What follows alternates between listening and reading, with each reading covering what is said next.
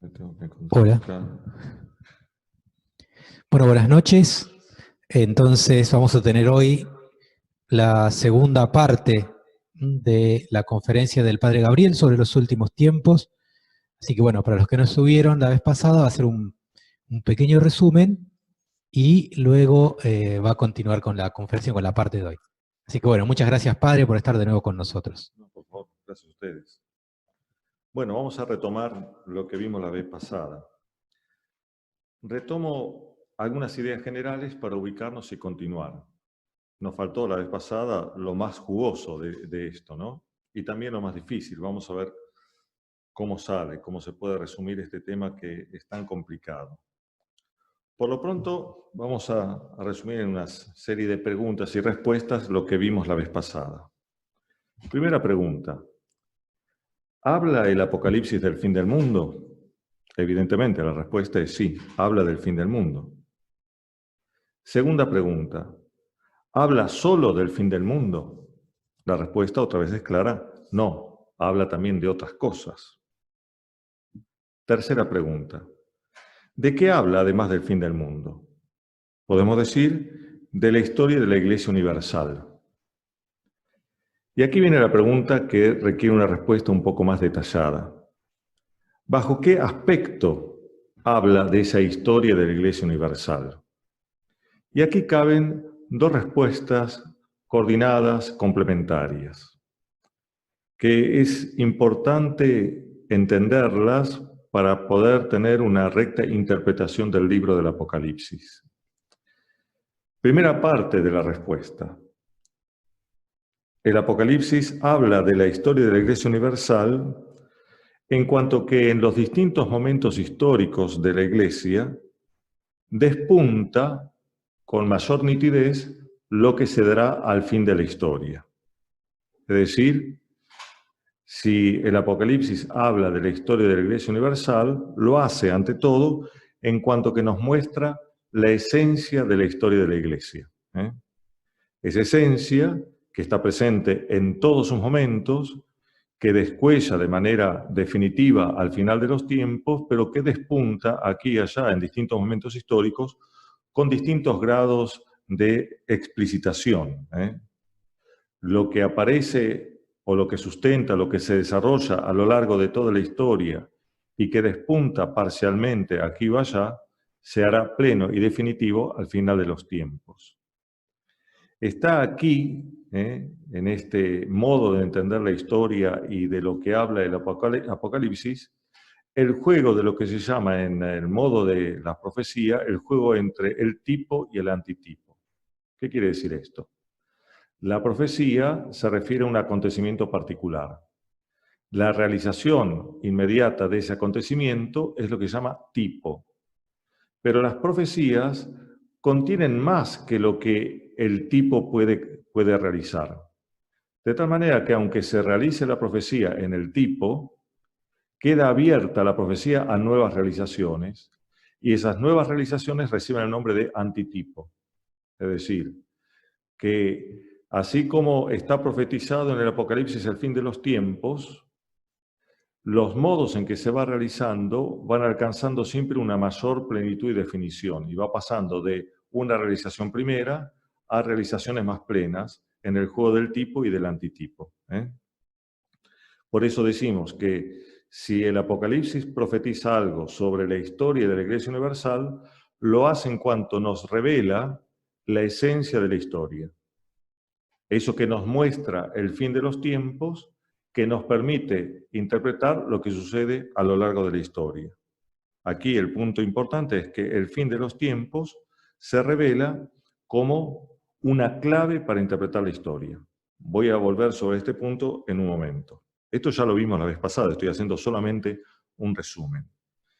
¿Qué es lo que contiene entonces la esencia de la historia y lo que aparece en el fin de los tiempos con mayor claridad?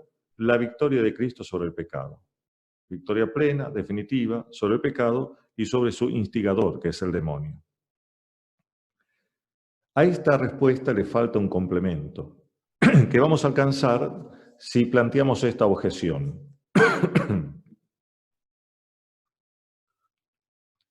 Les dije la vez pasada que el Apocalipsis presenta distintos septenarios y que cuando va a alcanzar la séptima parte de cada septenario, recapitula y vuelve atrás. Esa séptima parte tendría que presentarnos justamente la parusía, el fin de los tiempos. La objeción es esta. Si el libro del Apocalipsis nos habla del fin de los tiempos, ¿qué sentido tiene hablar de las partes anteriores a la séptima de cada septenario? Pareciera que si el autor del Apocalipsis, San Juan, se hubiera concentrado directamente en la parusía, nos hubiera dicho todo, sin necesidad de hablarnos de las partes anteriores de cada septenario. La objeción que hacemos entonces es cómo interpretar las 6 partes que preceden a la última de cada septenario. Vimos que había el septenario de las 7 iglesias, el septenario de los 7 sellos, el septenario de las 7 trompetas, más adelante el septenario de las 7 copas. Si la séptima parte de cada septenario habla de la parusía, del fin del mundo, ¿cómo interpretar las partes anteriores? La respuesta a esta pregunta es lo que complementa lo que les dije antes. Es decir, que el Apocalipsis, cuando nos habla de la historia de la Iglesia Universal, nos va describiendo también las distintas etapas de esa historia hasta el fin. Es decir, que hay que complementar la respuesta anterior que decía que el Apocalipsis nos habla de la esencia de la historia con esta otra respuesta. También nos da una cierta cronología. No una cronología precisa y delimitada, de manera que uno pueda establecer claramente cuándo empieza una etapa y termina otra. Son etapas tomadas en bloques y uno tendrá que ver este momento histórico si puede pertenecer a esta u otra etapa. Pero de alguna manera el Apocalipsis nos divide la historia de la Iglesia Universal en etapas que son preparaciones hacia la última y definitiva, que es la de la parusía, la venida de Jesucristo en gloria y majestad al final de los tiempos. Estas 6 partes anteriores a la séptima de cada septenario nos estarían mostrando esas etapas de la Iglesia y entonces rescatamos el sentido que tienen estas partes. Así que complementamos estos 2 aspectos de la respuesta a esta pregunta, que la vuelvo a formular para tenerla presente. ¿Bajo qué aspecto el Apocalipsis habla de la historia de la Iglesia Universal? Bajo 2 aspectos: el aspecto de la esencia de la historia, la lucha de Cristo contra el pecado y el demonio y la victoria de Cristo, y la parte cronológica. Esa lucha se desarrolla históricamente, es decir, a través de etapas sucesivas hasta que llegue el final. Pero en cada etapa lo que está poniéndose en juego es lo mismo que está al final. Nada más que en el final despunta de manera plena y definitiva. De esto, ¿qué podemos concluir? Que la esencia de la historia, lo que está en juego en cada momento histórico, no importa cuál sea la etapa, lo que siempre está en juego es esta lucha, esta victoria en realidad de Cristo sobre el demonio y el pecado. Y que esa victoria, esa lucha, despunta con distintos grados de intensidad en las distintas etapas de la historia. Según sea la explicitación o la intensidad de esta lucha, estaremos en una etapa o en otra de la historia, tal cual la describe el libro del Apocalipsis. Hay una indicación luminosa en este libro de Castellani, el Apocalipsis de San Juan, cuando él hace el análisis de la profecía o la visión que se encuentra en el capítulo 10, versículos 8 al 11. Ya la vez pasada mencioné rápidamente esta visión, que es aquella visión que tiene San Juan, un ángel que se para delante de él con un pie en el mar y otro pie en la tierra y habla con voz de león, y esa voz tiene el eco de 7 truenos, de una revelación que se le impide en ese momento a San Juan ponerla por escrito. Después ese ángel le entrega a San Juan el libro que tiene en las manos, que no es el rollo de los 7 sellos que desata Cristo, sino es un libro aparte, escrito y abierto, que San Juan tiene que comer, le resulta dulce en la boca, pero amargo en el estómago, es decir, tiene que resultar amargo en el estómago para devolverlo, es decir, con el espíritu de profecía, anunciar lo que ese libro contiene. Así que aquí hay como una especie de dualidad en el mensaje. Por un lado, San Juan no tiene que poner por escrito lo que este ángel dice y recibe el eco de los 7 truenos. Según Castellani, esos 7 truenos son los septenarios que ya escribió, que va a escribir San Juan en el Apocalipsis. Ahora la pregunta es, si se le dijo que no lo escribiera, ¿por qué finalmente lo escribió? Porque según la interpretación de Castellani, ese libro es el Apocalipsis. Y aquí viene la indicación luminosa de Castellani. Dice, no lo escribió en el momento hasta que no tuvo la revelación final, es decir, hasta que no vio completamente cómo va a ser la parucía. De tal manera que recién después de ver lo que sucede en la 7ª parte de cada septenario, que en lo que nosotros ya hemos visto del Apocalipsis todavía no lo narró, eso que pasa en la parucía es la clave que le permite escribir lo que hasta entonces estaba sellado y misterioso, que son las primeras partes de cada septenario y los distintos septenarios. ¿Se entiende entonces?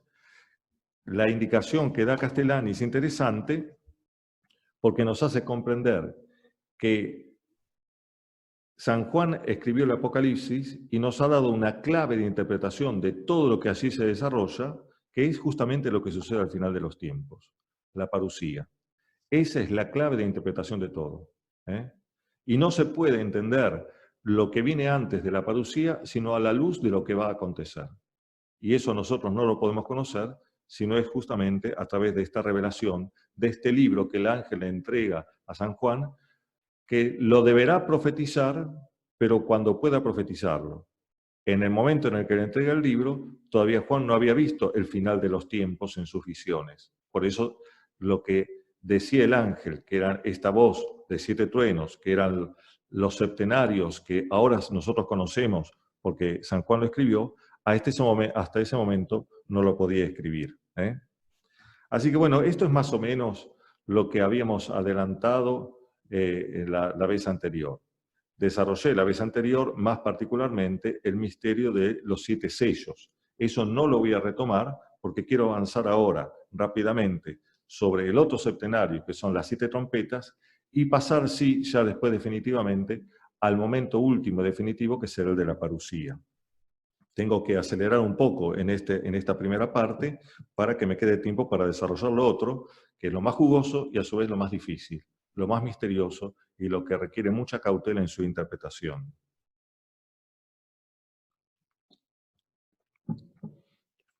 El septenario anterior a las 7 trompetas era el septenario de los 7 sellos. Y le dije que la 7ª parte de ese septenario nos ponía delante de la parucía. Pero a través del método de San Juan de recapitular, en vez de presentarnos directamente la parucía, ese 7º sello abría a un nuevo septenario. Ese nuevo septenario es el septenario de las trompetas, que es el que ahora muy rápidamente vamos a revisar. No me voy a detener ahora en la lectura detallada de todo esto, pues nos llevaría mucho tiempo y nos quedaría espacio para lo que quiero tratar más adelante. ¿Cómo se presenta este septenario de las 7 trompetas? Hay un pequeño preludio en la que aparece los ángeles de Dios frente al trono de Dios en el cielo y una pequeña liturgia en la que se vuelcan sobre el altar del incienso las oraciones de los santos. Ese preludio abre la visión de las 7 trompetas. Es decir, si conectamos el preludio con lo que sigue, las 7 trompetas son la respuesta de Dios a la oración de los santos. Ya habíamos visto antes qué pedían los santos. En el 5.º sello, la visión de San Juan era los santos mártires que estaban debajo del altar y que le pedían a Dios que apurara el tiempo para hacer justicia, para que el Señor reine definitivamente. Y la respuesta que había tenido de parte de Dios a aquellos mártires era: todavía falta un poco de tiempo hasta que sean marcados todos los elegidos. Es decir, una respuesta de esperanza los mártires tienen que esperar, mientras tanto reciben el vestido blanco, que significa que están en la vida eterna. Bueno, acá esa oración de los santos es la que abre este septenario de las 7 trompetas, es decir, la paciencia que Dios le pide a los santos es para que Él pueda desarrollar esta acción divina en el mundo, jalonada en 7 trompetas, 7 momentos, que son acciones de castigo, de azotes, que no tenemos que entender en el sentido de una justicia vindicativa de Dios, como si Dios por pura venganza quisiera castigar a los malos, sino que, como dijimos la vez pasada son azotes o castigos movidos por la misericordia de Dios. Les está dando tiempo a los hombres para poder contarlos entre el número de los elegidos. La respuesta de Dios a aquellos santos era: esperen hasta que marquemos a todos los elegidos. Y estas acciones son para conmover el corazón de los hombres, moverlos al arrepentimiento y a la conversión, y poder marcarlos entre los elegidos. Así que no se trata solamente de castigos vindicativos. Son castigos, sí, porque son castigos de los pecados, y cada vez pecados más atroces, que requieren cada vez castigos más severos. Y la respuesta de los hombres a estos castigos cada vez es una cerrazón y un empecinamiento mayor en el pecado. Por lo tanto, Dios tiene como que intensificar los castigos para mover a esos corazones a la conversión. Así que tenemos ahí la serie de las 7 trompetas. Como en todos los septenarios, las primeras 4 partes forman una unidad. En el septenario de los sellos, los primeros 4 formaban una unidad, cada sello liberaba un jinete, como vimos la vez pasada. Ahora tenemos las primeras 4 trompetas. ¿Cómo sabemos que estas primeras 4 trompetas constituyen una unidad? Porque una vez que se termina de narrar lo que pasa con la 4ª trompeta, viene una visión que interrumpe, para después dar paso a las siguientes. Es decir, estas 4 no están interrumpidas, hay un espacio que tiene sentido para diferenciarlas de las otras 2. El esquema, habíamos dicho, de los septenarios eran 4 más 2 más 1. 4 partes del septenario, después otras 2 hasta llegar a la 6ª, y la 7ª, la 1, la final, era la de la parusía. La primera trompeta, Apocalipsis 8:7. El castigo consiste en una lluvia de piedra, fuego que convierte y sangre que cae sobre los continentes. Esa piedra, fuego y sangre destruye gran parte de las propiedades y de la vegetación de los continentes. En la interpretación de Castellani, esta trompeta corresponde a la herejía de Arrio, no solamente desde el punto de vista doctrinal, sino desde el punto de vista de las consecuencias políticas que trajo aparejada la herejía de Arrio. En la historia de la Iglesia se puede ver cómo esta herejía de Arrio estaba vinculada a los bárbaros y a sus invasiones, como han asolado el continente.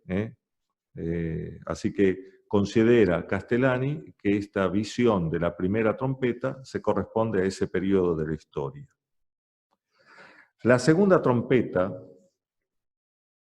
esta trompeta era, le dije, capítulo 8, versículo 7 del Apocalipsis. La segunda trompeta es capítulo 8, versículos 8 y 9.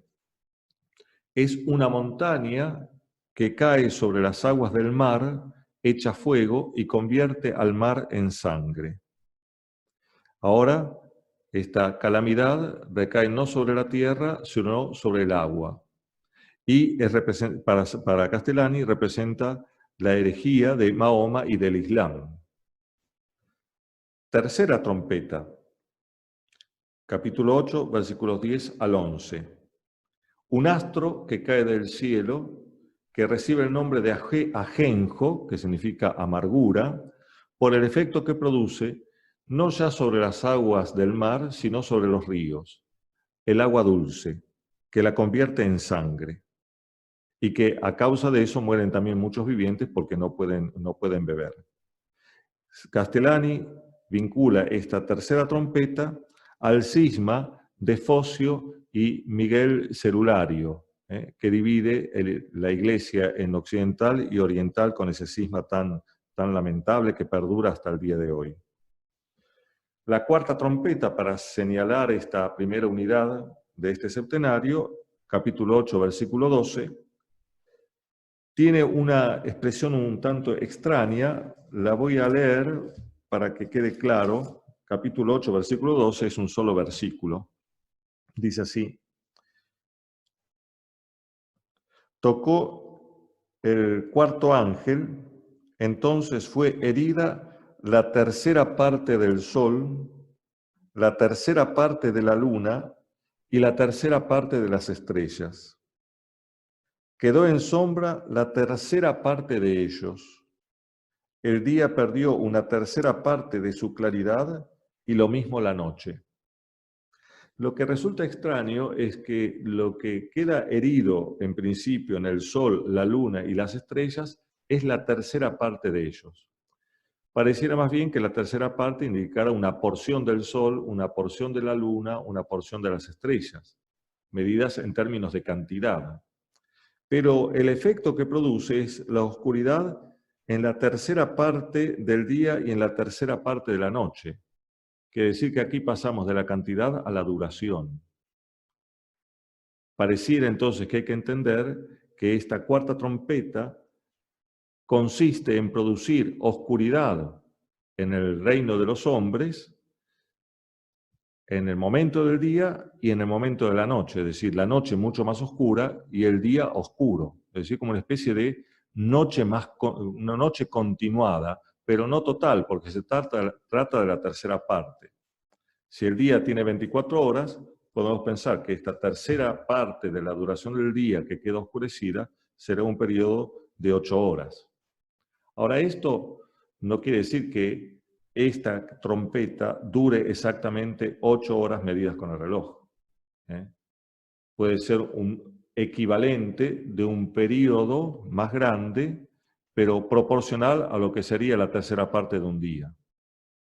Cuando estudiamos, vimos la cuestión de los sellos, habíamos dicho que al final había media hora de silencio, el capítulo 8, versículo 1 del Apocalipsis. Esa media hora de silencio equivale a la 50ª parte de 24 horas. Ahora, según la Biblia, un día equivale a 1000, de tal manera que si trasladamos esa 50ª parte de un día a 1000 años, tenemos un periodo de unos 20 años, es decir, aproximadamente una generación. Ese silencio, ese momento de paz, duraría, según la interpretación de varios de los intérpretes, de los exégetas, a un periodo breve que podemos asimilarlo a una generación. No matemáticamente igual a una generación, pero tan breve como es breve una generación. Y aquí una tercera parte de una duración que es mayor, pero aquí solamente afecta a un espacio de tiempo, 8 horas, una tercera parte.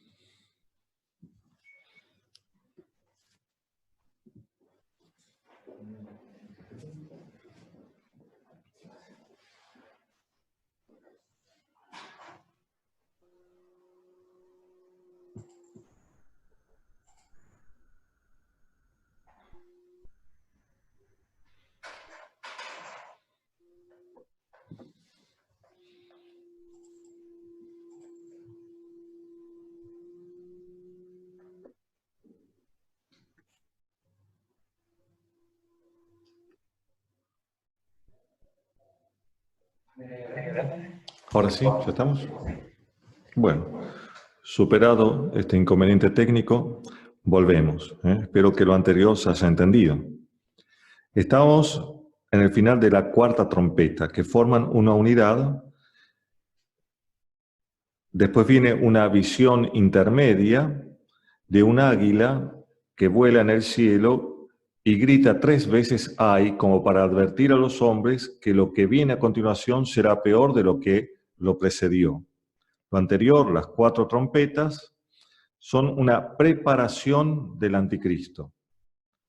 No que las trompetas produzcan la aparición del anticristo, sino que la situación en la que resuenan esas trompetas son situaciones de un pecado cada vez más grave, más enraizado en los hombres, que va preparando la venida del anticristo. Por eso, las otras trompetas, la quinta y la sexta y la séptima, directamente nos van a narrar el momento o las etapas en las que el anticristo va a aparecer.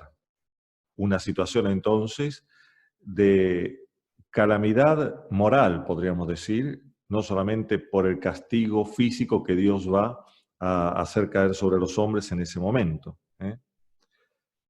La quinta trompeta va a ser la que estar bajo el primer ay del águila. Ese ay coincide con el sonido de la quinta trompeta. ¿Y qué es lo que trae aparejado esta trompeta? Un astro cae del cielo y libera a los demonios que estaban en el abismo, en forma de una humareda negra que se resuelve finalmente en una manga de langostas insoportable. Este astro que cae del cielo no es el demonio, es un ángel de Dios, que Dios envía a la tierra con las llaves del abismo, porque Dios solo puede liberar a los demonios que están en el abismo. Y los libera para que castiguen a los hombres que se han entregado al demonio, es decir, a los hombres que no tienen su nombre escritos en el libro de la vida. Los castiga con aquello mismo con los cuales esos hombres se entretuvieron, que es el culto al diablo. Ese astro entonces libera las langostas. Las langostas son muy molestas, pero evidentemente estas langostas no eran langostas reales, sino símbolos de demonios, porque se dice claramente que se les prohíbe atacar a los vegetales, que es justamente lo que hace la langosta. Es decir, aquí no estamos frente a una langosta normal y común, sino frente a demonios, que surgen del abismo. La vez pasada les hice recordar esta relación. Cuando Jesucristo expulsa a los demonios de este endemoniado de Gerasa, que tiene el nombre de Legión, porque son muchos los demonios que están en él, esos demonios le piden a Jesucristo que no los envíe de vuelta al abismo, sino que los deje ir a la piedra de cerdos que estaba ahí cerca. El Señor se los permite y esa piedra se desploma en el mar desde el precipicio. No fueron al abismo, porque el abismo es el lugar de los demonios. En el abismo será ahí condenado el dragón y las 2 fieras, que son el anticristo y el profeta del anticristo, hacia el final, cuando Cristo venza definitivamente al anticristo y empiece el reino milenario. Ese es el abismo de donde surgen estos demonios para atormentar a los hombres no elegidos, pero sin darles muerte. Castellani interpreta esta quinta trompeta como el cuerpo de los filósofos del siglo XVIII que perpetuaron las falsas enseñanzas de Lutero. La cuarta trompeta para Castellani era Lutero, la falsa reforma protestante. Termina esta trompeta con el primer ay del águila. La sexta trompeta, ya inmediatamente antes de la parusía, de la venida de Cristo, pero nosotros no tenemos que reducir la parusía solo al momento en que viene Cristo, sino a todo este periodo que antecede y prepara de manera inmediata la venida de Cristo, que es el periodo del reinado, aparición, reinado del anticristo, que terminará con su derrota. La sexta trompeta, capítulo 9, versículos 13 al 21, se le da orden a los ángeles que liberen las barreras de los ejércitos que están más allá del Éufrates. Es decir, el límite natural de aquella región queda liberado para la invasión de un ejército de 200 millones de hombres. una cifra incalculable realmente, que vendrán con 3 pestes a asolar a los hombres, que son el fuego, el humo y el azufre que envenena. El fuego que quema, el humo que asfixia, el azufre que envenena. Ese ejército hará morir la tercera parte de los hombres. La anterior trompeta no hacía morir a los hombres. Los hombres hubieran querido morir bajo el ataque de esas langostas, que tenían colas de escorpión y que los picaban con su veneno sin matarlos. Ahora sí, los hombres van a morir porque el castigo de Dios es más severo, porque aquellos hombres asolados así por las langostas no se convirtieron. Podemos ver en el capítulo 9, versículo 12, un poquito antes. Las langostas tienen colas parecidas a las de los escorpiones con aguijones y en sus colas el poder de causar daño a los hombres durante 5 meses, un tiempo acotado, limitado. Tienen sobre sí como rey al ángel del abismo, llamado en hebreo Abadón y en griego Apolión, es decir, al gran demonio. Estos hombres no desearán morir y no la muerte huirá de ellos, porque por designio de Dios estos hombres todavía tienen un poco de tiempo. Pero ese tiempo se les va acabando con la sexta trompeta. Ahí los hombres morirán. Este es, según Castellani, la profecía de una gran guerra, él la llama guerra de los continentes, no una guerra que ya haya sucedido, sino una guerra que vendrá y que hará que los hombres mueran en gran cantidad. Debería venir inmediatamente la séptima trompeta, que es la parusía. Pero aquí otra vez la narración del Apocalipsis se interrumpe con nuevas visiones. Las visiones que les mencioné la vez pasada, la del ángel con voz de león, su gran grito, tiene 2 intervenciones, o 3 podríamos decir, este ángel con voz de león. La primera es la de alzar su voz, y el eco de su voz son 7 truenos, que son esos 7 truenos, esas 7 palabras, 7 secretos, que se le prohíbe por el momento a San Juan poner por escrito, pero que pondrá por escrito después y que es el Apocalipsis, ¿no es cierto? Representado en el libro que tiene en la mano. Pero después de eso, interviene este ángel con un acto de alabanza a Dios que concluye con estas palabras: no hay más dilación, el tiempo se acabó. Es decir, está diciendo claramente que a partir de la séptima trompeta, lo que viene es el fin final, la parusía, la victoria definitiva de Cristo sobre el demonio. Esta visión del ángel se continúa sin ruptura con la entrega del libro que tiene él en manos, un libro abierto que le da a San Juan, como les dije antes, para que lo coma y que después lo devuelva con espíritu de profecía, que es el libro del Apocalipsis. Una visión entonces del ángel con el libro, una interposición en lo que venía diciendo sobre las trompetas antes de pasar a la séptima. Pero hay una segunda visión que también tiene 2 partes. La primera es la medición del templo. Se le da a San Juan una vara para medir el templo de Jerusalén. Se le dice que no mida el atrio de los gentiles, sino que simplemente lo que contiene el Sancta Sanctorum. Es decir, quedan desechados los gentiles, los paganos, los que no pueden entrar al templo. En el capítulo 11, son 2 versículos que leo porque es muy rápido. Dice: luego me fue dada una caña de medir parecida a una vara, diciéndome: levántate y mide el santuario de Dios y el altar y a los que adoran en él. El patio exterior del santuario déjalo aparte, no lo midas, porque ha sido entregado a los gentiles que pisotearán la ciudad santa 42 meses. Es decir, el tiempo del reinado del anticristo. Según Castellani, con bastante verosimilitud, según la interpretación más extendida de este versículo, hacia el final de los tiempos, cuando aparezca el anticristo y reine durante 42 meses, que es un tiempo acotado, que son 3 años y medio, se dará una gran apostasía. solamente estarán dentro del templo, podrán ser medidos según la medida de Dios los que están adorando frente al arca, frente al altar. Los demás serán entregados a los gentiles porque habrá una gran apostasía. Se sigue inmediatamente esta visión con la visión de los famosos 2 testigos. Dos testigos que actuarán hacia el final de los tiempos y que la tradición ha identificado en Enoc y Elías, 2 personajes del Antiguo Testamento que no habían muerto y que aparecerán hacia el final de la historia de una manera muy misteriosa. En esto no se puede hacer muchas conjeturas.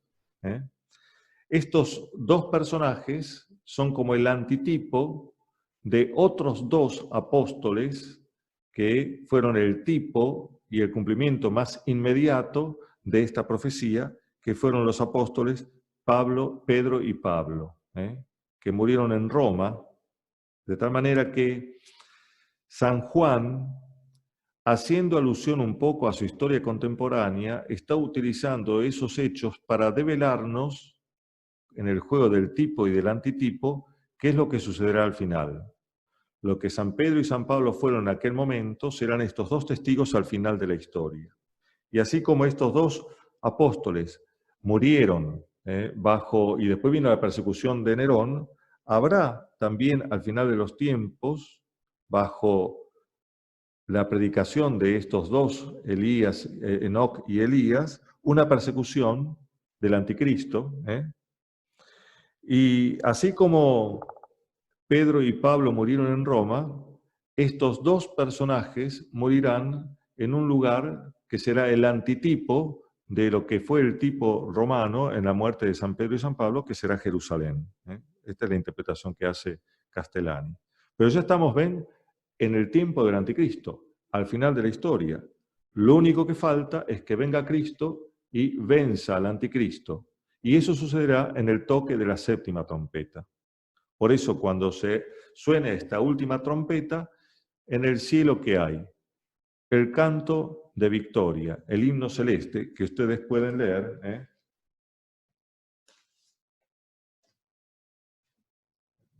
en el capítulo 11, versículos 14 en adelante. Con la 6ª trompeta se da el segundo ay, y después viene el tercer ay, que será la victoria de Cristo sobre el anticristo, y el himno celeste. Dice así acá esto: se abrió el santuario de Dios en el cielo, y apareció el arca de su alianza en el santuario, y se produjeron relámpagos, y fragor, y truenos, y temblor de tierra, y fuerte granizada. Es decir, una vez que venza Cristo al anticristo, como que el cielo va a develar todo su misterio, y se va a ver el arca de la alianza. Los exégetas se preguntan si esto no es un símbolo de la Santísima Virgen que va a aparecer rodeada de todos los elegidos.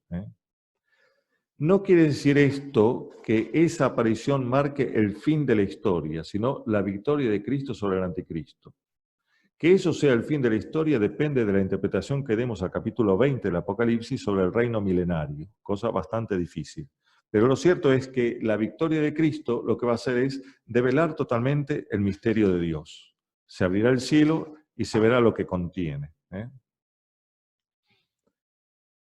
Terminó la 7ª parte de este septenario, el septenario de las 7 trompetas.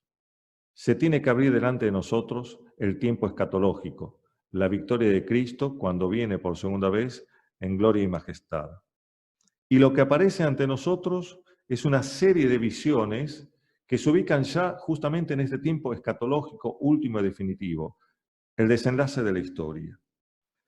¿Cuáles son las visiones fundamentales que tenemos en este periodo? Capítulo 12. La mujer vestida de sol amenazada por el dragón. Capítulo 13.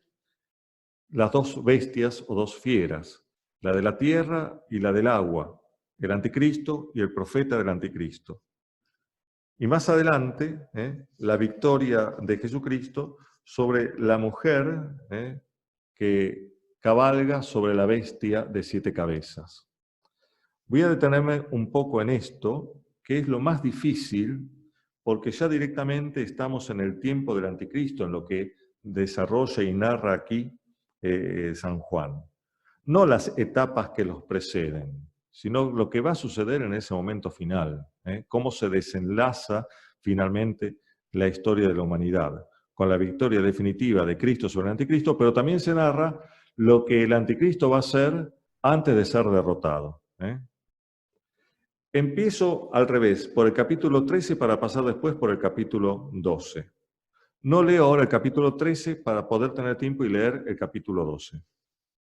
El capítulo 13, en resumidas cuentas, nos habla de la aparición de la fiera o bestia de la tierra y la fiera o bestia del mar, que aparecen porque el dragón que amenazaba a la mujer las hace aparecer. Son criaturas suyas. Así que el diablo aquí constituye, forma una especie de trinidad maléfica, caricatura grosera de la verdadera Trinidad, ¿no es cierto? El dragón y las dos bestias. La bestia de la tierra, que es el anticristo, y la bestia del mar, que es el profeta del anticristo. Los rasgos con que se describe al anticristo son rasgos personales. Para interpretar a este anticristo, habría que leer las otras profecías sobre el anticristo que hay en el Nuevo Testamento, particularmente en la carta del apóstol San Juan y en el apóstol San Pablo en la segunda carta a los tesalonicenses. Jesucristo también habló algo sobre esto, pero las profecías más acabadas se encuentran en San Juan y en San Pablo. Y también en alguna, tendríamos que ir también al Antiguo Testamento, a las grandes profecías del Antiguo Testamento, pero sería de nunca acabar. Según estas profecías, el anticristo será un ser personal, que, como será suscitado por el diablo, tendrá grandes dotes de inteligencia, de captación de benevolencia, podríamos decir, capacidad de cautivar a los hombres, de hacer que los hombres lo sigan. Tendrá un gran manejo político. Muchos intérpretes entienden esta bestia de la tierra o anticristo en sentido corporal o moral, de tal manera que no es solamente una persona, sino que sería, según algunos, el nuevo imperialismo o el nuevo imperio romano pagano, que resurgiría, después de haber sido vencido por la cristiandad, resurgiría en toda su paganidad hacia el final de los tiempos. Es verosímil, como también es verosímil interpretar en parte el anticristo en sentido moral o corporativo. Lacunza, un sacerdote chileno, escribió 3 grandes tomos de interpretación del Apocalipsis. Para él, el anticristo tiene una dimensión ante todo moral y no personal. Es aceptable hasta cierto punto. Creo que en todas estas interpretaciones, siendo probables, tenemos que tratar de coordinarlas unas a otras, porque son como piezas de un mosaico, y la visión entera la tenemos cuando las podemos ensamblar, no cuando rechazamos una visión por otra, una postura por otra, porque entonces nos quedamos con el cuadro parcializado.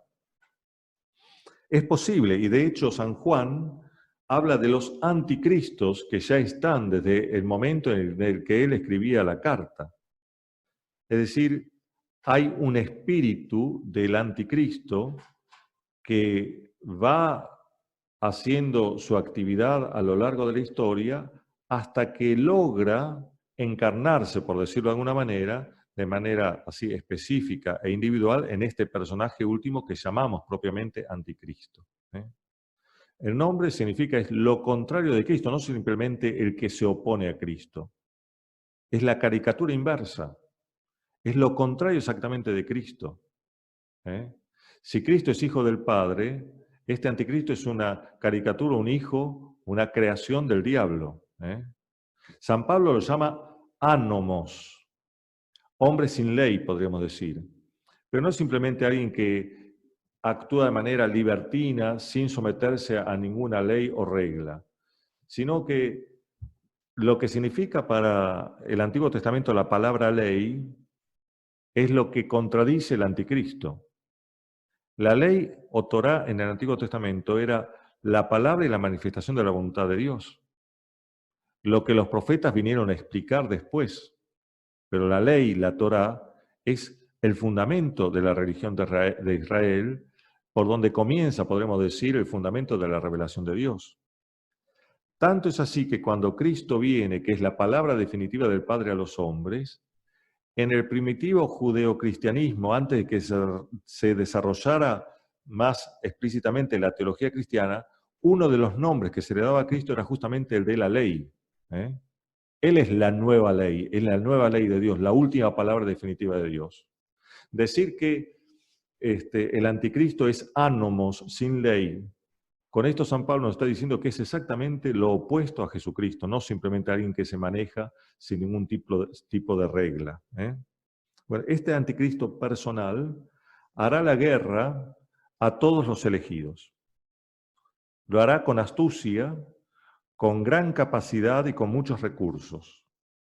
Hasta tal punto lo hará que habrá muchos mártires en la última y más definitiva persecución, que será a sangre. Pero no tenemos que pensar que toda persecución del anticristo tiene que ser persecución hecha a sangre. La ha habido, la hay y la habrá, pero lo que sucederá hacia el final de los tiempos será mucho peor. Pero estará precedido por otros tipos de persecuciones, porque el espíritu del anticristo, como dice San Juan en su carta, está presente en la historia de la Iglesia. Por eso les decía que el Apocalipsis habla de la esencia de la Iglesia. Esta lucha definitiva, final, de Cristo contra el anticristo, persona a persona, podríamos decir, tiene sus antecedentes a lo largo de la historia en la lucha entre la fe y el espíritu del anticristo, que aflora aquí y allá en distintos momentos históricos. San Juan, ¿qué dice sobre el anticristo? El anticristo es el que niega al Padre y al Hijo, dice. O sea que toda vez que hay una negación de la divinidad del Padre y del Hijo, toda vez que se deja de lado al Padre y al Hijo, se está actuando bajo la influencia del anticristo, o al modo del espíritu, con el espíritu del anticristo. Esto sucede evidentemente en cada pecado mortal, porque es poner al lado al Padre y al Hijo. Eso no significa que cada uno que tiene un pecado mortal sea personalmente un anticristo. Pero en la historia de la humanidad, la esencia de la lucha de la gracia contra el pecado se encarna no solamente en los grandes movimientos históricos, sino en cada persona, porque cada persona está en ese trance de salvarse o condenarse. Es el gran negocio del hombre. O se salva o se condena, en la lucha entre el pecado y la gracia. Ese es el espíritu del anticristo que pasa por cada individuo, pero además pasa por los grandes movimientos de la historia. Y entonces tenemos manifestaciones culturales, sociales, o mejor dicho, anticulturales, en las que este espíritu del anticristo se encarna mejor, o con mayor intensidad. Son los grandes momentos de la historia en los que Dios es conculcado, es dejado de lado, desconocido, vituperado. En los tiempos de la Revolución Francesa, el siglo XVIII, después, Voltaire, que llamaba a Cristo el infame, por ejemplo, ¿no? Y eso no solamente porque es la actitud de un hombre, sino que eso impregnó la mente de los hombres o de un gran periodo de la historia, y todavía no somos ajenos a aquello. Entonces, el anticristo, en forma moral, corporal, en su espíritu, está actuando en la historia, porque toda la historia es la lucha entre Cristo y el demonio, el Cristo y el pecado, el Cristo y el anticristo. Esa es la esencia de la historia. Así que este anticristo, al final de los tiempos, tendrá también un gran poder de seducción, hasta tal punto que si no se abreviaran los tiempos, hasta los mismos elegidos podrían confundirse, como lo dice Jesucristo. No solamente se podría confundir o verse en el peligro de apostatar por la gran persecución del anticristo, sino por el poder de seducción que tiene el anticristo. Por eso les digo que no pensemos que el anticristo solamente va a vencer a fuerza de espada y de sangre. Puede vencer a través de la mentira, del halago, de la confusión. De hecho, ese mismo espíritu del anticristo que va a encarnar la persona que llamamos anticristo, está presente en distintos momentos de la historia, en la confusión de la verdad, en el enfriamiento de la fe de los fieles, que se acostumbran a aceptar una doctrina que no es del Evangelio, pero que la toman tan verdadera como si fuera del Evangelio, porque la transmiten los medios de comunicación, porque es la cultura ambiente que está presente en todos lados, porque se bebe en la conversación con los amigos, porque es lo que está en el aire, en la atmósfera, y la que, aunque pensemos en nuestro interior de otra manera, finalmente terminamos viviendo o sintiendo de acuerdo a esos cánones, a esos modos de sentir de una cultura dominante. En este caso tendríamos que hablar de anticultura.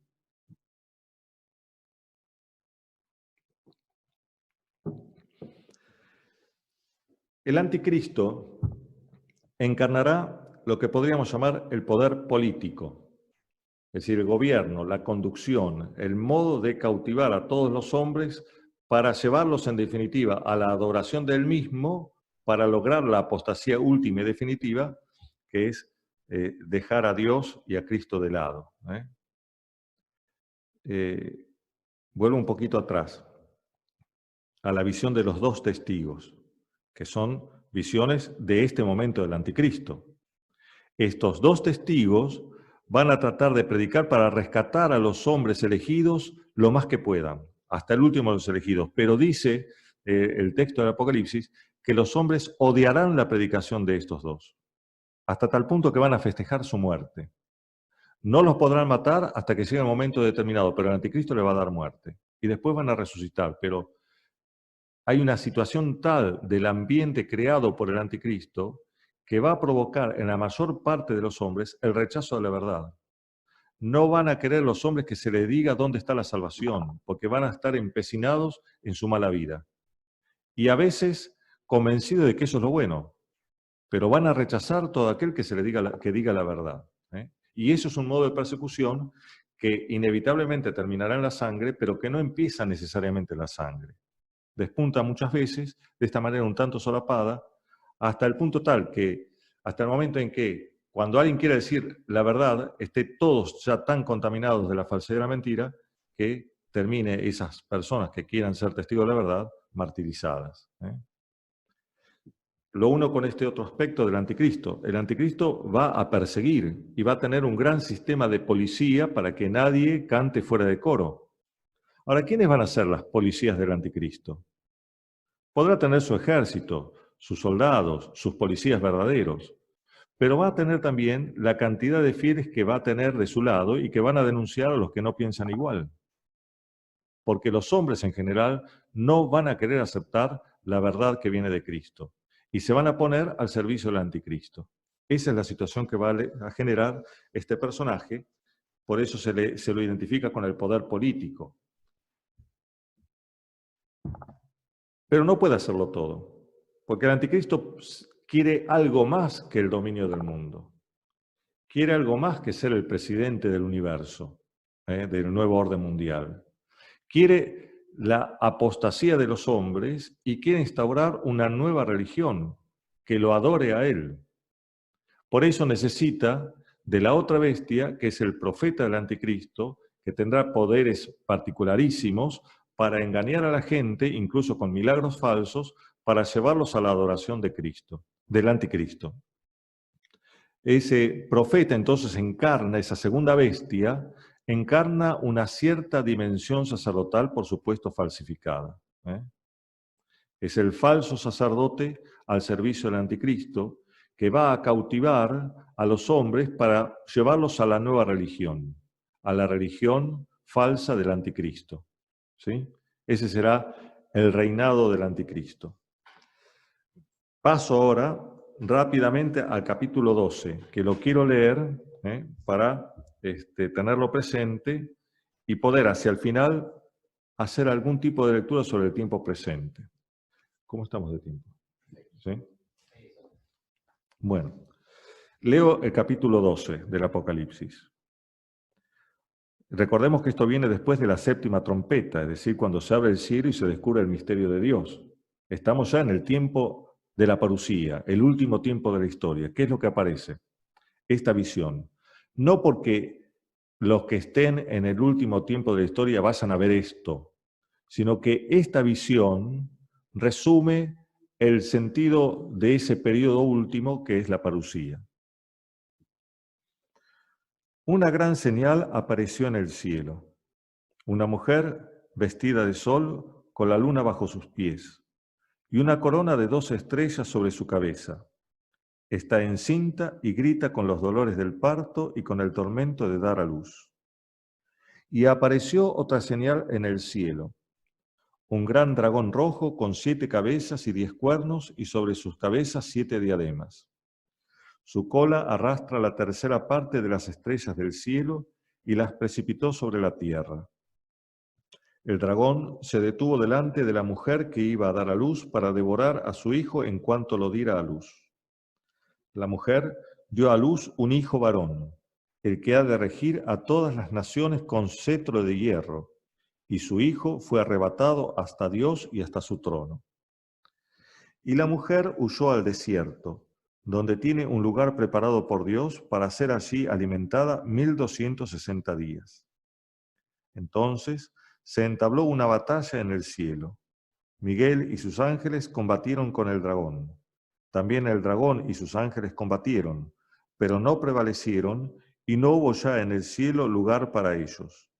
Y fue arrojado el gran dragón, la serpiente antigua, el llamado Diablo y Satanás, el seductor del mundo entero, fue arrojado a la tierra y sus ángeles fueron arrojados con él.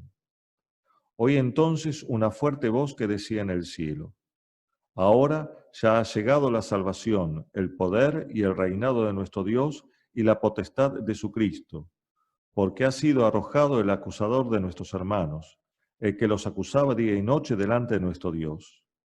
Ellos lo vencieron gracias a la sangre del Cordero y a la palabra de testimonio que dieron, porque despreciaron su vida ante la muerte.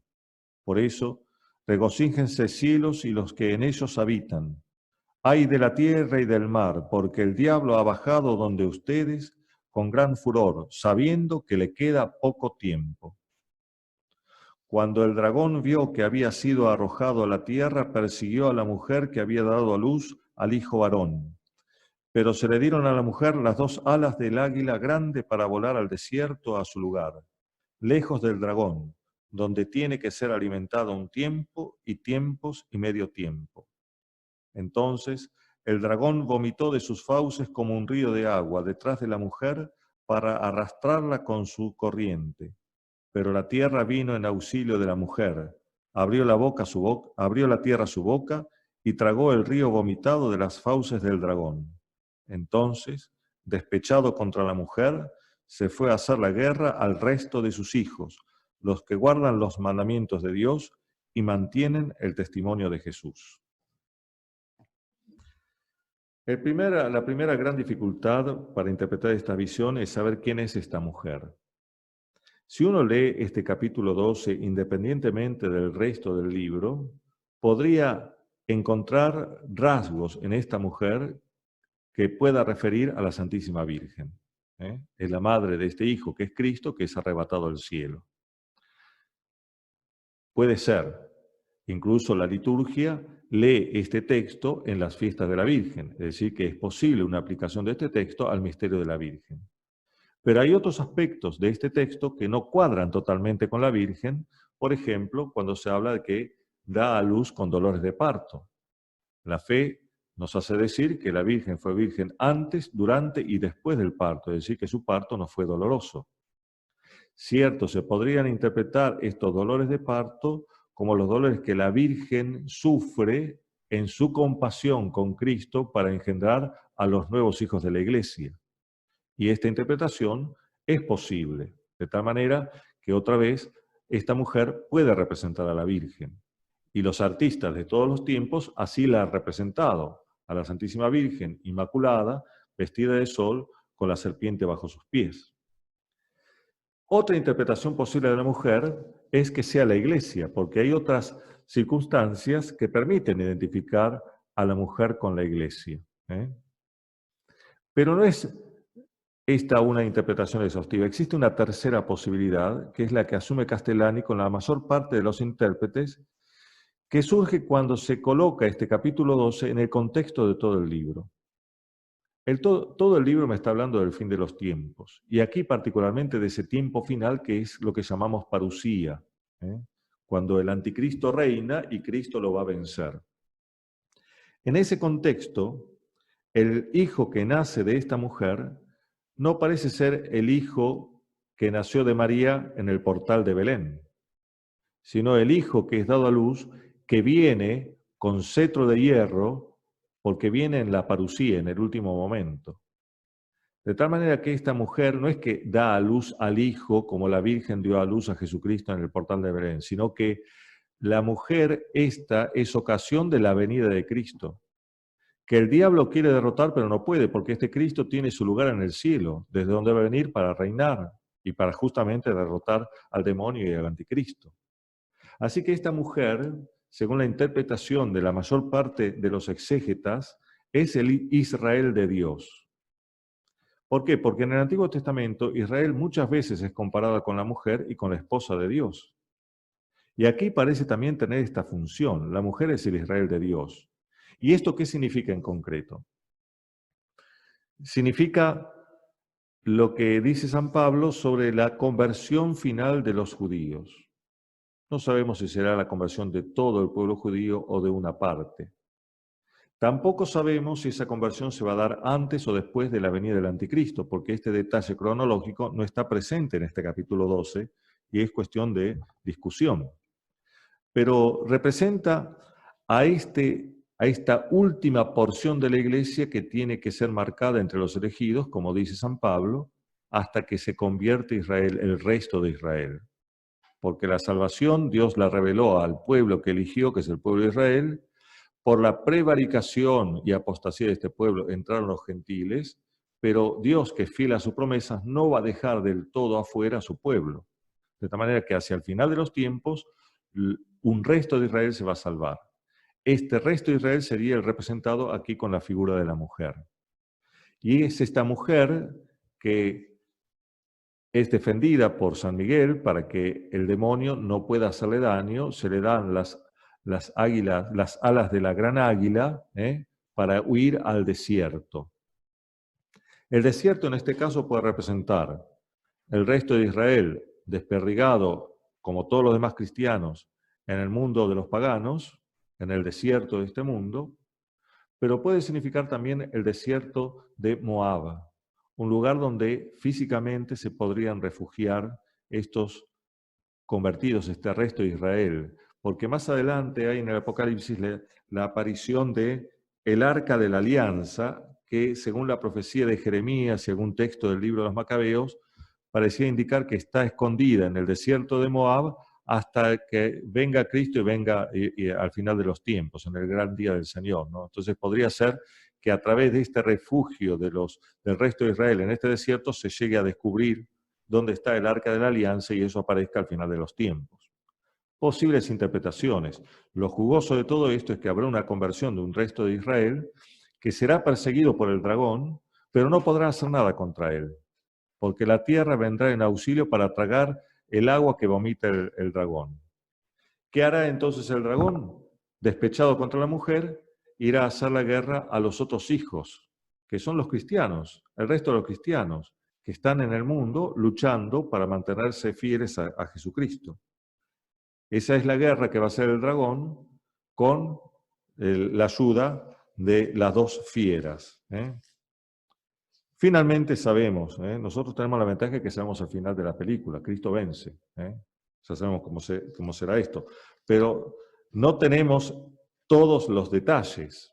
Sin embargo, el Apocalipsis nos da algunos de esos detalles, siempre en forma simbólica, y con esta lectura voy a terminar, que es el castigo de Babilonia, en el capítulo 17 del Apocalipsis.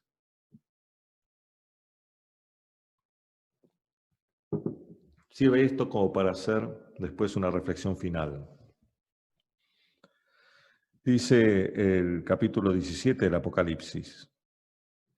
Entonces vino uno de los 7 ángeles que llevaban las 7 copas y me habló. Ven que te voy a mostrar el juicio de la célebre ramera que se sienta sobre grandes aguas. Con ella fornicaron los reyes de la tierra y los habitantes de la tierra se embriagaron con el vino de su prostitución. Me trasladó en espíritu al desierto y vi una mujer sentada sobre una bestia de color escarlata, cubierta de títulos blasfemos. La bestia tenía 7 cabezas y 10 cuernos. La mujer estaba vestida de púrpura y escarlata, resplandecía de oro, piedras preciosas y perlas. Llevaba en su mano una copa de oro llena de abominaciones, y también las impurezas de su prostitución. Y en su frente un nombre escrito, un misterio. La Gran Babilonia, la madre de las rameras y de las abominaciones de la tierra.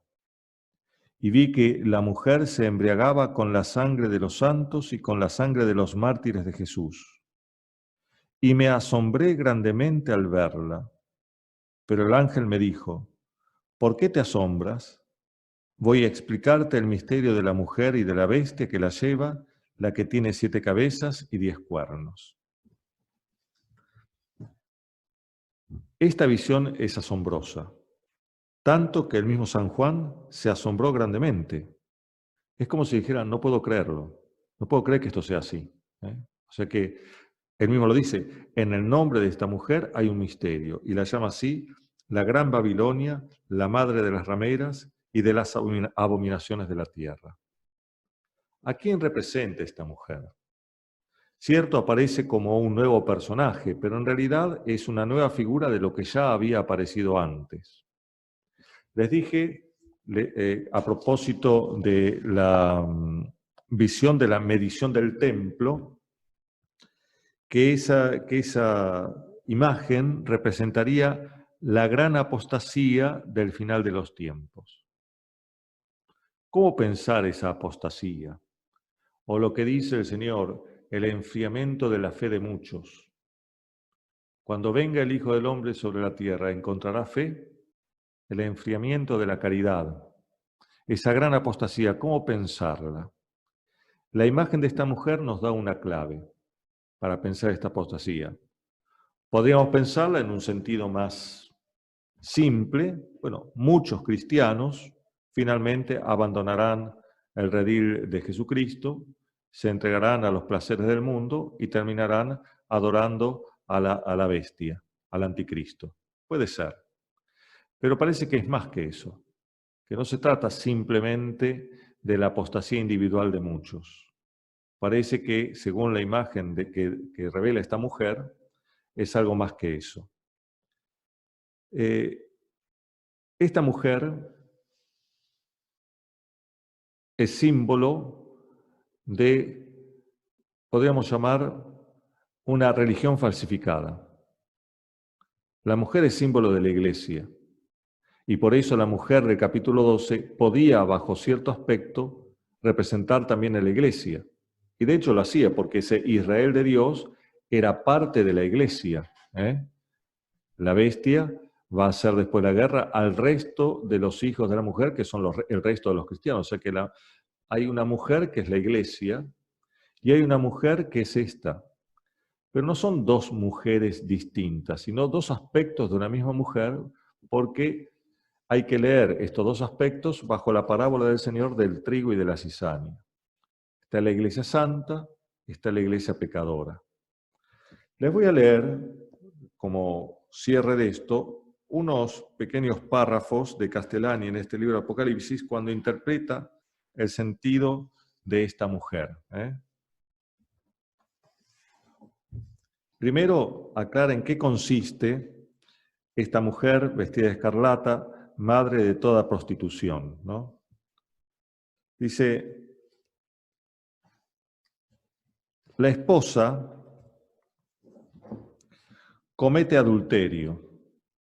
¿Cuándo?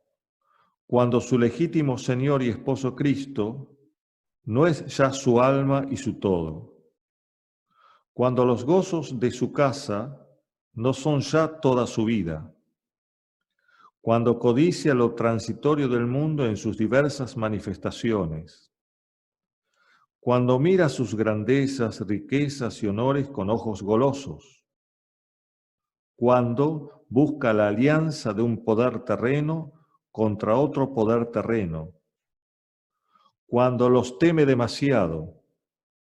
cuando reconoce al mundo como una realidad muy ponderable y lo mira como una potencia cuyas iras procura evitar a cualquier costo, cuyo agrado y benevolencia solicita, cuya sabiduría, educación, ciencia, cultura, política, diplomacia está encantada. Ya pecó entonces en su corazón. Esto es lo que llama el profeta fornicar con los reyes de la tierra, lo que ha hecho esta mujer. Primero se fornica en el corazón desfalleciendo en la fe, después en los hechos, faltando a la caridad. El error fundamental de nuestra práctica actual, y aún de la teoría a veces, es que amalgamamos el reino y el mundo, lo cual es exactamente lo que la Biblia llama prostitución. Esto lo dice Castellani en su época, ¿no? No hay ahora sacerdotes políticos que quieren salvar al mundo por medio de la democracia. Entonces, ¿en qué consiste la prostitución de esta mujer, ¿no? Les leo otro párrafo.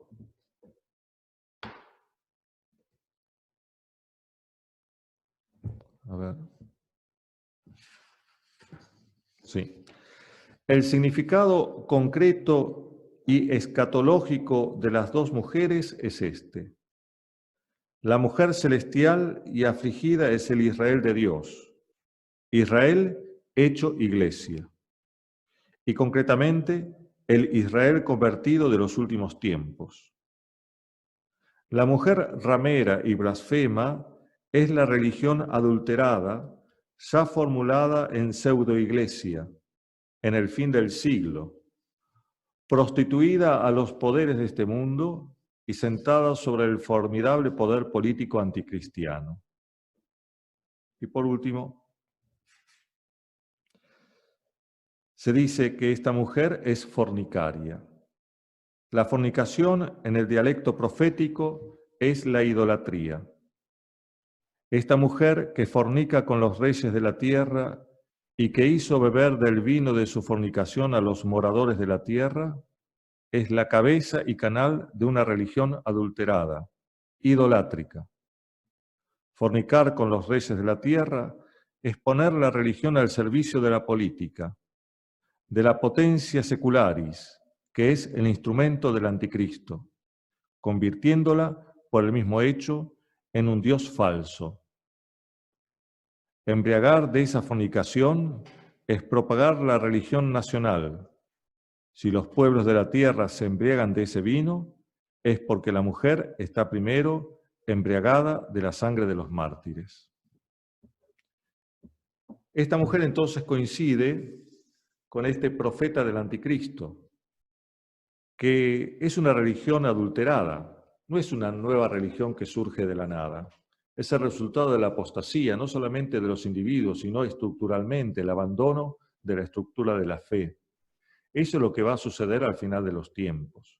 Y en la medida en que esto se adelante en el tiempo, tenemos un despunte de aquellos tiempos últimos y por eso podemos llamar a ese momento apocalíptico, aunque eso no signifique que el fin de la historia sea inminente, ¿no es cierto?, que ya esté por llegar. Pero eso es lo que sucede, lo que va a suceder al fin de los tiempos, y lo importante, aunque nosotros no estemos en ese fin final, la enseñanza que tenemos que sacar para nosotros. Si esa es la esencia de la historia, eso es con lo que tenemos que luchar también ahora. Porque aunque despunte más o menos explícitamente, está allí, es lo que está en juego, siempre, en todo momento.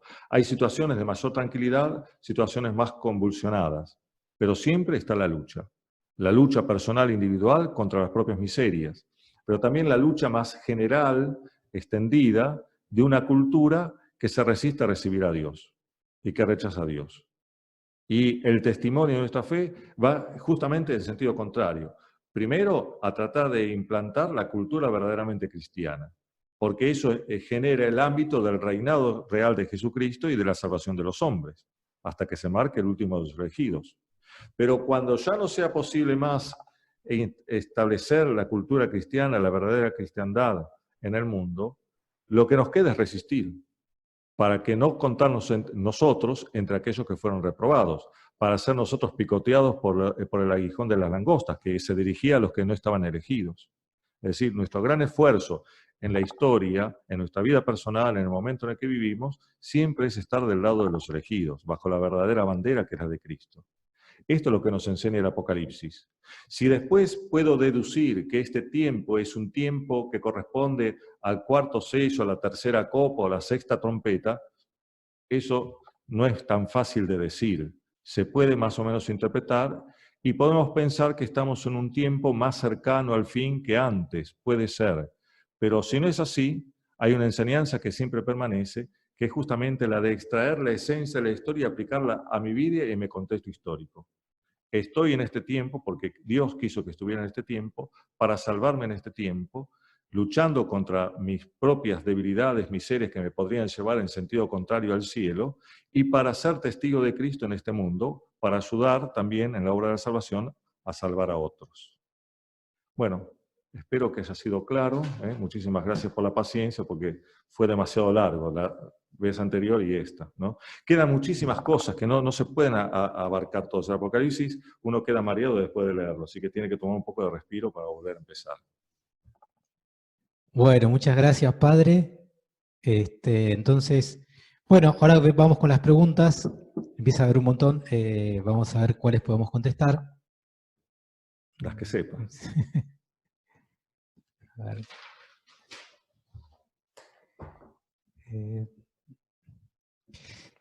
Acá preguntan, ¿es entonces esta interpretación de las dos iglesias igual o parecida a la relatada por la beata Emmerich acerca de la falsa iglesia y su apostasía?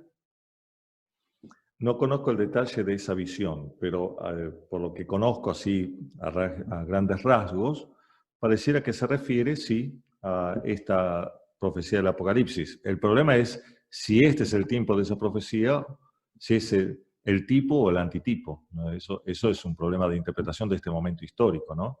Pero sí, ya está en el Apocalipsis que habrá un momento de una especie de falsa religión que surgirá del seno de la verdadera religión, como el trigo y la cizaña crecen juntos. Ese es el criterio, digamos, que hay que tener. No una cosa que viene de afuera, no una separación total que se convierte en otra cosa, sino trigo y cizaña juntos. Otra pregunta, respecto a la bestia que surge de la tierra, el pseudo profeta, representante de una religión adulterada y propagandista de la primera bestia, el anticristo. Tanto Castellani como otros autores no han descartado ver en esta bestia de la tierra a un obispo católico, de gran influencia, que allana el camino al anticristo. Y en ese sentido, Soloiev habla del anticristo, decía que este sería pacifista, ecologista y ecumenista. Por lo tanto, el pseudo profeta predicará este mensaje. ¿Qué piensa de esta interpretación? Pienso que el pseudo profeta va a tratar de hacer una religión para la adoración del anticristo. Y esa religión será todo lo contrario de la verdadera religión cristiana, de la verdadera fe cristiana. Creo que tiene que ver, que intentará hacer lo que Juan Luis Gallardo llama en el libro Omega 666 la ISU, la Iglesia Sincrética Universal. Pienso que sí que puede ser, que puede tener ese contenido.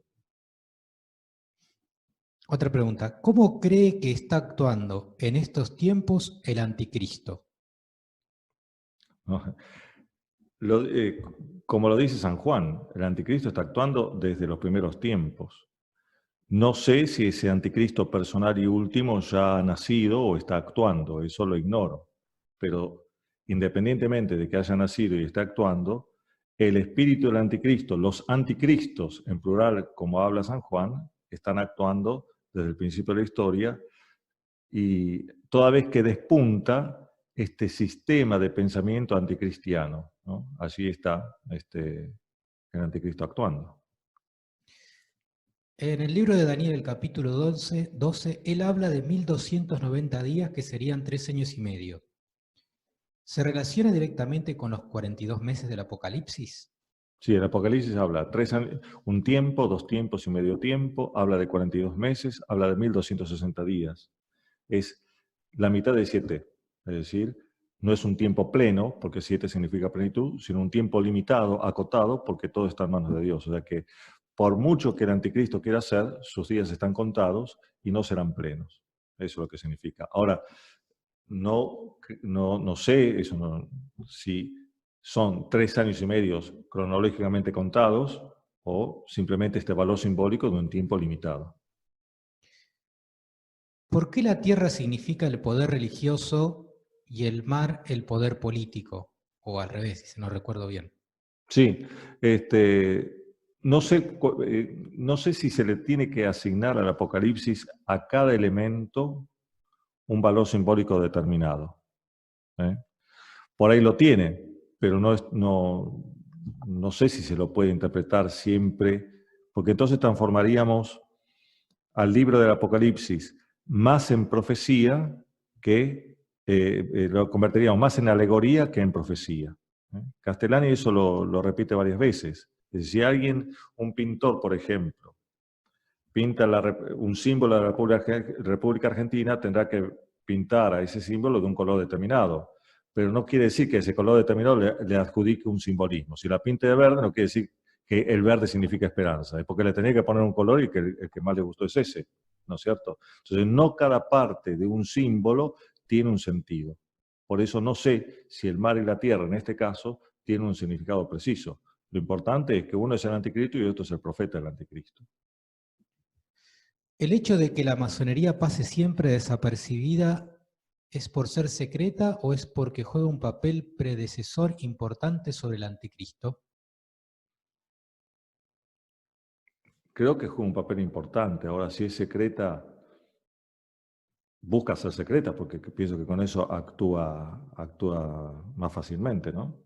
Pero su actuación, su ideología, su ordenación, su dirección, no va en el sentido de Cristo, ciertamente. ¿El padre Castellani y el jesuita Lacunza son representantes de la corriente del milenarismo? Ya dije la vez pasada que el milenarismo tiene 2 formas. La forma crasa, que es herética y que no se puede aceptar, que dice que después de la derrota del anticristo, Cristo en persona va a reinar entre los hombres y los hombres van a disfrutar de una bienaventuranza incluso carnal. Eso es craso, es burdo, eso es una herejía de los tiempos antiguos, de Cerinto probablemente, que se extendió tanto en un comienzo que algunos, interpretando mal el capítulo 20 del Apocalipsis, pensaron que era de Cerinto y por lo tanto rechazaban el Apocalipsis como libro inspirado, ¿no? Hasta que después quedó claro que no era así. Pero ese milenarismo no es ni el de Lacunza ni el de Castellani, ciertamente. Pero existe el milenarismo mitigado, que habla de un reinado de Cristo después de la victoria de Cristo sobre el anticristo, que será un reinado espiritual a través de sus santos, por un tiempo determinado hasta que venga la segunda y última venida. Castellani se inclina en este sentido a interpretar el capítulo 20 como una profecía de ese tiempo, igual que Lacunza. ¿Cuál es el mejor libro que haya leído sobre las interpretaciones del anticristo y el apocalipsis? Libro y autor. Interpretación del anticristo. Bueno, Lacunza tiene una interesante interpretación. La venida de Cristo en gloria y majestad. Castellani tiene también una interpretación importante en este libro, Apocalipsis, o también interesante en el otro libro de Castellani, Los papeles de Benjamín Benavides. A nivel de novela está lo de Soloviev, muy interesante, breve relato de la historia del anticristo. Ese es muy interesante también, porque son autores que han sabido captar la esencia de la historia en los momentos históricos en los que ellos vivían y lo han podido representar prácticamente muy bien. Así que es interesante. Esos son los los que ahora recuerdo. También Newman tiene 4 sermones sobre el anticristo, también interesantes, y están las visiones sobre el anticristo de San Vicente Ferrer. ¿Se puede hablar de apostasía, de idolatría y relacionarla con el sínodo de Amazonia? No me atrevería a juzgar eso. Hay cosas raras, ciertamente, pero no quisiera emitir un juicio sobre esa realidad. O sea que el anticristo no solamente es una persona, sino que también puede ser un poder o un orden visible. Sí, es una realidad compleja. Esto no lo dije, lo traigo a colación ahora a propósito de esta pregunta. Cuando San Pablo habla del anticristo, dice que por ahora algo retiene su aparición. Y eso que retiene su aparición él lo llama catejon, con una construcción gramatical particular, que denota una acción o una realidad y el que ostenta esa realidad. Por ejemplo, es el obstáculo y el obstaculizador, ¿no es cierto? Las dos cosas. Quiere decir que, además de la persona concreta que obstaculiza, hay un obstáculo concreto permanente. Y lo mismo se puede aplicar a la realidad del anticristo. El anticristo como persona necesita de un contexto que le permita a él ejercer su poder y su dominio. Así que ese contexto que necesita, sobre todo esa plataforma política, social, económica, en tiempos del mismo anticristo, pero como preparación remota también al anticristo, también se puede llamar a esa preparación, a esa plataforma, a ese contexto en el cual se apoya la persona anticristo, se la puede llamar también anticristo, como lo hace San Juan.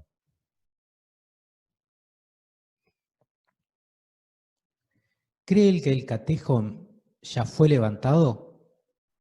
No lo puedo saber eso. Castellani dice una cosa interesante en su libro, cuando habla de estas dos mujeres, la iglesia verdadera y la falsa religión, dice, las cosas van mezcladas como el trigo y la cizaña. Y nosotros no podemos ver dónde empieza una cosa y dónde termina la otra. Dios sí, y Él obrará en consecuencia, pero nosotros no podemos pretender ver lo que Dios no nos da a ver, así que no sé si el catejon ha sido levantado.